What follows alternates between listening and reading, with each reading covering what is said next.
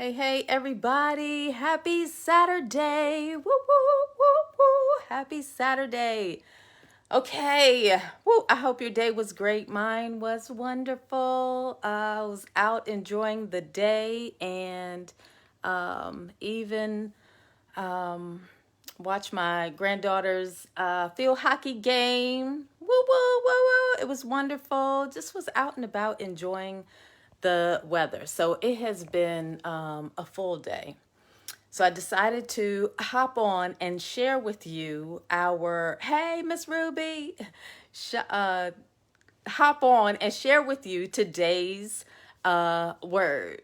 The word of today. Oh my gosh. This is number what? 23. 23. Can you believe it? I've been before you 23 times to share a word to help you through your journey, that help you to embrace your purpose. And so today's word is speak as if it were. Speak as if it were. Can I tell you, right? We have to be mindful of the words that come out of our mouths. And oftentimes, right, we go back to the beginning of what I had been sharing, and that is how our emotions will cause us to say some stuff, do some stuff, act totally out of pocket, and definitely not in the manner in which God has called us to, right?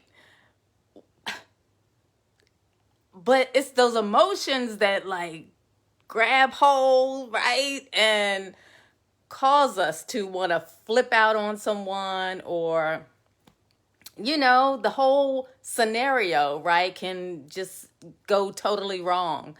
And as I shared before, when oftentimes after the dust settles, right, after you done said what you had to say and you did what you thought you had to do and all of that, we find that there was a lot of miscommunication in what I thought I heard.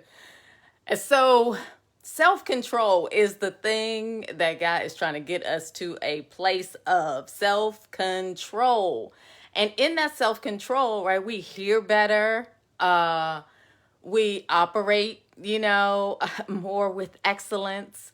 And then also, we're mindful of what we say, right? Because we're going to stop and think about what we say before we say it, because we're thinking about the outcome, right? So, but I truly believe that oftentimes we just don't.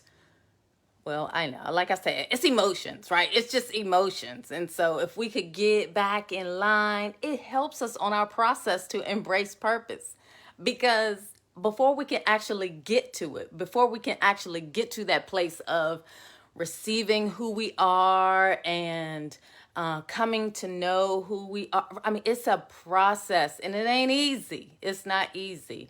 It takes time. But if you put in the work, oh my gosh, you will just have this whole different light of who you are, like why you were created, and you are so focused on the thing that you're supposed to be doing for him that none of that other stuff will really matter, right? So we have to be mindful of our speech.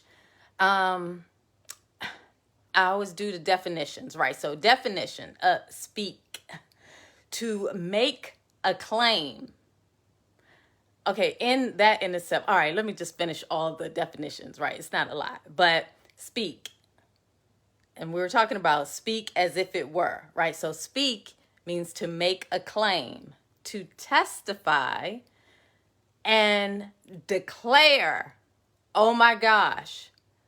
So if we take that information, that knowledge of what it means to speak, then will we use certain words, right? If we're making a claim, let's think about ourselves and how we talk concerning ourselves, right?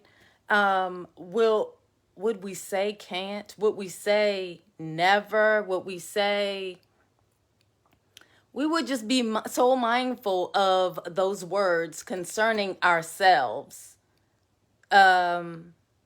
If we really thought, well, I'm making a claim against myself. I'm making a claim against what God said, concerning me. Me saying, it's just worthless, or I'm worthless, or believing that you're worthless, or saying that I can't, or it won't happen, when God has already shared something with you. He's already shown you something. But for you to say I can't or it won't, that is you making a claim against what God said. Oh my gosh, right? So that like puts so much into perspective, right? I mean, to testify, let's use that example, to testify against what he said that you are. What? Me testify against the Lord? What? The one who created you and called you into this great and super duper gorgeous thing, right? To declare what? Against what he said? No. Right? So we have to be mindful of our speech, mindful of the words that come out of our mouth. I remember when I heard that I read it, for every negative word that our ears hear, our brain needs at least 10 affirmations, positive affirmations, to drown out that one negative word that was spoken to us, or we heard that was spoken against us. What? That just like blew my mind, right?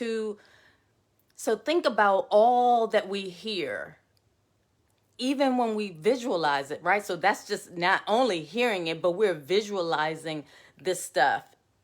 I'm going back to TV, social media, and all the hurtful things that we see. Right now I'm talking about blacks, that blacks see, people of color, because it's not just about blacks. And even those who may be, they may be white, but they're in a group that maybe they're poor, or and those individuals who use their words in ugly ways. I mean, they group them into with people of color too, right? So it's not just about color. And I don't want to focus on that, but we have to be mindful of what we take in. And when we hear stuff said against who we know we are, then we got to speak against that thing, right? We have to, in the name of Jesus, I'm always around here like, I rebuke that. I do, right? Like, no. Those words that was said, they will not take hold here, right? Because, and again, it's important that we know who we are. We know what the Word of God says about us. And so let us be mindful as we go about our journey, right? Because it is important that we see ourselves the way he does. It is important that we believe what he says about who we are, because if not, we won't have the confidence to move forward. And we won't have the confidence, right, to, as I said yesterday about other people's opinions, we won't have the confidence to walk regardless of what our ears hear from other people, or how we're treated. We won't have the confidence to move forward. So be very mindful of the words that you speak. And I was looking at my notes, right? So we think about again the power of words, right? How about Ezekiel, right? I put that in the little note. He spoke what? Ligaments, skin, everything back, to some dry bones. I mean, God told him to do it. He did it. He did it. He did it. He did it. As a matter of fact, it said that they stood up once the life came back to them. They stood up and were as vast as an army. Your words have power. God, hello. How about creation, right? He spoke that thing into existence. And so he is our example, right? And he has given us. Oh, look, let's go back to the beginning, right? Where it says that he created us in the image of him. So if that is the case, then we too have the same power that he has to speak things into existence. So today's word is speak as if it were, right? So you may not see all the pieces coming together. You may not see or quite know what it is that you're supposed to be doing on this earth for him. But you do know that you're supposed to be moving toward him, right? You have glimpses, you have things that are coming together and they're looking, real good. Go ahead and speak it. Don't be like, well, I think, and look, I'm going to give y'all an example, right? Because this is the thing I love about God. I love how he moves and operates, right? So I can't say anything to you that I have not experienced myself. And so initially, when I had this word, I was thinking about another conversation that I had with someone else this week, and how they were saying that they were putting together this business and everything, and it was coming all together, but they weren't quite at the stage of going out there and putting it all out there and announcing that my business is up and running. And so they would use words like, well, it's gonna, or it might, or I think it's, and I was like, no, no. You speak it. I mean, it is yours, right? Because he gave it to you. He gave you the vision. He gave you the tools. He's sending you on, the path to create the business, to, operate and do that thing. So why are you talking as if you don't know? Because you do know, right? Well, how about song today? And someone was like, oh, so are you still over at, where you work? And I was like, yeah. But also, and so they were like, oh, what else you got going on? I said, well, I'm working on, and, shared about, life coaching. And they were like, oh my gosh, that's you, this is what you do. Like, you should really do that. And I was like, I do, right? And then it dawned on me, really? Do you? But you didn't even say it as if you did. You said it as if, you thinking about doing it. Y'all. So I had the same issue today. So I thank the Lord for bringing it forth to me and, letting me know, let's tighten it up. Yes, you do have your life coaching practice. You do, right? And this is the thing that you do. It's called Embrace Purpose. And you help individuals to who are struggling with those mind games, with those mindset barriers, guiding them over and around them so that they could see themselves in the way that I see them, to boost their confidence, to uncover their authenticity and the gifts and the passion in which I've placed in them so that they can embrace their purpose so that they could see and know. I'm moving the phone, sorry.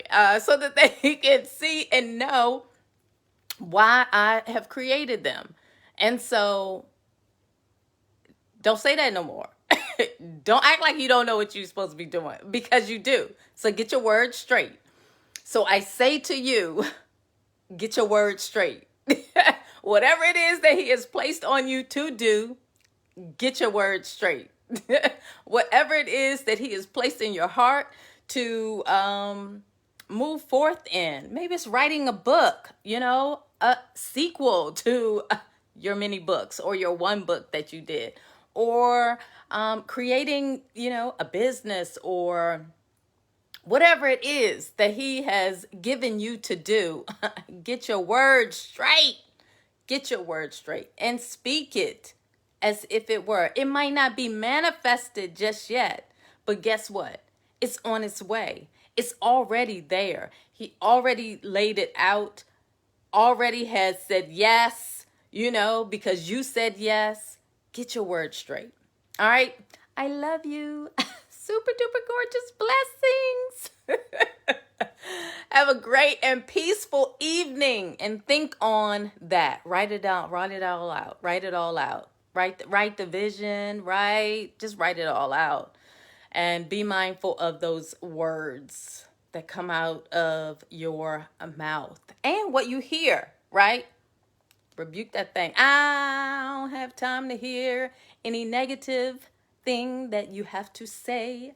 If that's what you got to look, sing it out. Whatever you got to do, just do it. But do not take hold of negative words. But definitely take hold of that great and super duper gorgeous thing that he is doing through you. I am excited for you. I'm excited for you. I can't wait. So please definitely let me know what he's doing through you. I love to hear the movement of him through other individuals and just their life in general. So I give you a big hug.